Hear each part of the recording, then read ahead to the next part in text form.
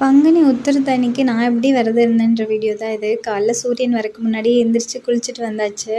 Next வந்து நம்ம எப்போவுமே எனக்கு சாமி எனக்குன்ட்டு இல்லை, எல்லாருக்குமே சாமி கும்பிட்றதுக்கு முன்னாடி நம்மளை சுற்றி இருக்க இடம் சுத்தபத்தமாக இருந்தால் தான் நமக்கு அந்த பீஸ்ஃபுல் வைபே கிடைக்கும். எல்லா வேலையும் முடிச்சுட்டு அப்புறம் மாமாவுக்கும் டீ போட்டு கொடுத்துட்டேன். அப்புறம் எங்கள் பக்கத்தில் தான் எங்கள் அம்மா வீடு. அம்மா வீட்டில் வெத்தலை இருக்குது. ஸோ வெத்தலைலாம் பறிக்க போனால் அங்கே சூப்பராக 2 பூ அழகாக பூத்திருந்தது. அம்மா பறிச்சுட்டு போன்னு சொல்லிட்டாங்க தலைக்கு வைக்கிறதுக்கு.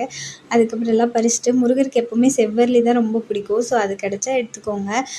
நம்ம முருகருக்கு வந்து எப்போவுமே இந்த மாதிரி விளக்கில் தான், இல்லை இவ்வளோ சமைக்கணும், இந்த மாதிரி சமைச்சு கொடுக்கணும், இப்படியெல்லாம் கிடையவே கிடையாது. நம்மளால் என்ன முடியுதோ சிம்பிளாக எது நார்மலாக ஒரு கல்கண்டு வச்சா கூட அவர் ஏற்றுப்பார்.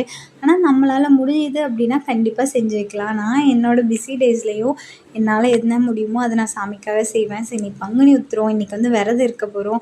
ஸோ வேலுக்கெல்லாம் அபிஷேகம் பண்ணி நல்லபடியாக விரதத்தை ஸ்டார்ட் பண்ணலான்னு சொல்லி தான் செஞ்சிட்ருக்கேன்.